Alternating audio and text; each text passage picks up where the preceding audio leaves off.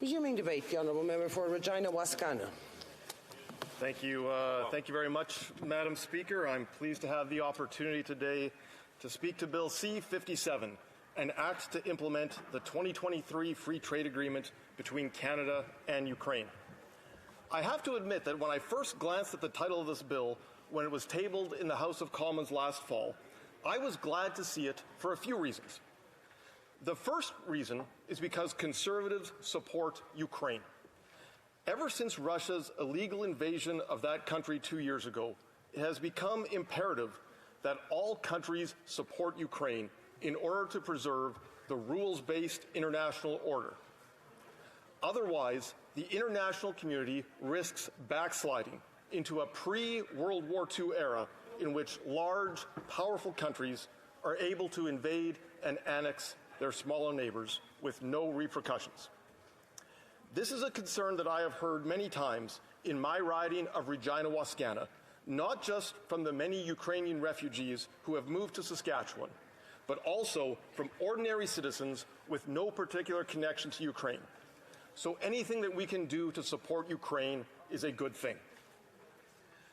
The second reason why I had high hopes for this bill is because Conservatives support free trade.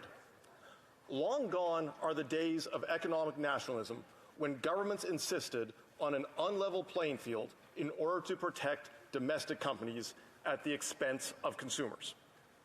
Instead, Canadians and the international community have come to recognize the benefits of free trade. It allows Canadian companies to pursue new opportunities and to find new customers for their products and services, and it allows Canadian consumers to enjoy a variety of products and services from all around the world at the lowest possible prices. In fact, Conservative support for free trade goes back many years to the times of Prime Minister Stephen Harper and Prime Minister Brian Mulroney. Finally, I thought that if nothing else, the Canada-Ukraine Free Trade Agreement would give us something different to talk about for a while. For example, we've had many debates in this chamber about the Liberals' carbon tax. I know I have received many emails and phone calls from my constituents about the carbon tax and how it's making life more expensive every time they fill their tanks up with gas, every time they go to the grocery store to do their shopping, and every time they pay their home heating bills. So I thought that this bill would give us a break from talking about the carbon tax, because obviously a free trade agreement should have nothing to do with the carbon tax.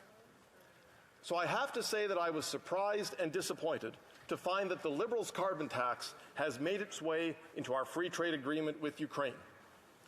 In Chapter 13 of the agreement, which is the environment chapter, under Article 10, Ukraine will be required to, quote, promote carbon pricing and measures to mitigate carbon leakage, unquote.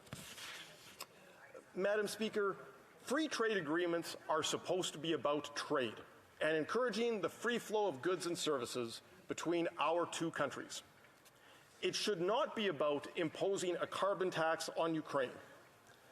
The same Liberal carbon tax that has been making life more difficult for Canadians will soon be making life more difficult for Ukrainians as well, assuming this bill passes. A carbon tax is not only the last thing that Canadians want, it is also the last thing that Ukrainians need, given that they are in the middle of a war. It would make infinitely more sense to help the Ukrainians win the war first, and to remove every Russian soldier from Ukrainian soil before beginning any talk about a carbon tax and how to implement a carbon tax in the middle of a war zone.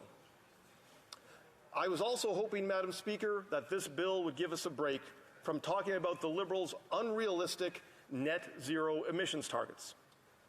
Over the last 8 years, the Liberals have come up with a long list of very expensive net zero emissions targets: phasing out fossil fuels, fertilizer restrictions for farmers, and ending the sale of gas-powered cars. All initiatives that will make life less affordable for Canadians. So I thought that this bill would give us a break from talking about these net zero emissions targets, because obviously free trade should have nothing to do with net zero emissions targets. So again, I have to say that I was disappointed that the Liberals' net zero emissions targets have made their way into our free trade agreement with Ukraine. Again, in Chapter 13, Article 10, Ukraine will be required to, quote, transition to net zero greenhouse gas emissions by 2050, unquote. Madam Speaker, transitioning to net zero emissions has proven difficult enough for Canadians to do. And we don't have a war going on in this country. We don't have the Russians bombing us every day like the Ukrainians do. It is ridiculous to expect Ukrainians to meet this goal given what they're going through right now. It has also been well documented that the Russians have been targeting the Ukrainian power grid in order to maximize human suffering. And so if the Ukrainian power grid is going to be in shambles for the foreseeable future, one can reasonably expect that they will have to rely on various backup diesel generators and gas-powered vehicles for some time to come. It's not realistic to expect them to switch to electric cars. It's not realistic to expect them to switch to electric tanks or electric armored personnel carriers. It's not realistic to expect Ukrainian rockets to stop burning rocket fuel, or Ukrainian jets to stop burning jet fuel, or Ukrainian helicopters to stop burning fuel anytime soon. I was also hoping, Madam Speaker, that the debate over this free trade agreement would give us a break from the debate over the phase-out of coal. Because a free trade agreement should have nothing to do with the phase-out of coal. Yet, once again, the Liberals' plan to phase out coal has made its way into the free trade agreement with Ukraine. In Chapter 13, Article 10, Ukraine will be required to, quote, promote the rapid transition from unabated coal power, unquote. Madam Speaker, it should be plain to see that imposing the phase-out of coal will be a major burden to the Ukrainian people, who quite frankly have more pressing concerns. Approximately 25% of Ukraine's electricity comes from coal, although that number is very volatile given that they are in the middle of a war and that the Russians have been consistently targeting Ukraine's power grid. It's very conceivable that Ukraine may have to rely on coal for quite some time to come. Madam Speaker, when President Zelensky addressed Parliament last fall, he could not have been more clear that fighting and winning the war was his #1 priority. So the question has to be asked, how does this free trade agreement help Ukraine to win the war? How will imposing a carbon tax on Ukraine help them stop more Russian soldiers from occupying Ukrainian soil? How will imposing net zero targets on Ukraine destroy more Russian tanks? How will shutting down Ukrainian coal plants sink more Russian ships in the Black Sea? Of course, Madam Speaker, the sad answer is that these measures will not be helpful to the Ukrainian war effort, and therefore they should not be in this free trade agreement and they should not be supported. Another topic that President Zelensky addressed in his speech to this chamber last September was Russia's weaponization of its energy exports. Madam Speaker, one of the best things that Canada could do to help Ukraine win the war is to increase Canadian oil and gas exports to Western Europe so they can stop buying from Russia. Every dollar that Western Europe spends on Russian oil and gas only enables Vladimir Putin to buy more bombs and planes and tanks to use against the Ukrainians. This Liberal government should be embarrassed for not doing more to increase Canadian oil and gas exports to Europe. Madam Speaker, I think that I can best summarize the differences between the parties in their support for Ukraine in this way. Conservatives support Ukraine unconditionally. The Liberals support Ukraine with strings attached. There is no reason for this free trade agreement to be pushed forward now. The current free trade agreement between Canada and Ukraine, which was signed in 2017, can stay in place until after the Ukrainians have won the war and are ready to sit down with us. In the meantime, Canada should continue to be generous in welcoming Ukrainian refugees to our country, and we should continue to be generous in our economic and military aid to Ukraine. As for Bill C-57, Madam Speaker, I believe that we should not be in favor of this bill. The Liberals should withdraw this bill, and we should let the current free trade agreement stay in place until the war is won. After the war is over, The honourable member is out of time quite a bit. Questions, comments. The honourable member for Guelph. Thank you, Madam Speaker, and thank you to the honourable member who sits with me on the Environment Committee. During the committee discussions, we have talked about carbon pricing mechanisms around the world. Something we haven't talked about explicitly is the Ukraine has had a carbon price mechanism with a net effective carbon rate since 2018, and that the EU is working on carbon border adjustment mechanisms that the Ukraine is aligning themselves with, so that countries that don't have carbon pricing mechanisms will effectively be charged a tariff as they export into countries with carbon pricing. Could the honourable member comment on how, if we did not have carbon pricing in Canada, we would actually end up hurting our trade with countries that do have carbon pricing, such as Ukraine? Honourable member for Regina Wascana. Thank you, Madam Speaker. I would like to thank the honourable colleague for his question. I enjoy working with him on the Environment Committee as well. The last time I checked, Ukraine's carbon tax is about $1 per ton.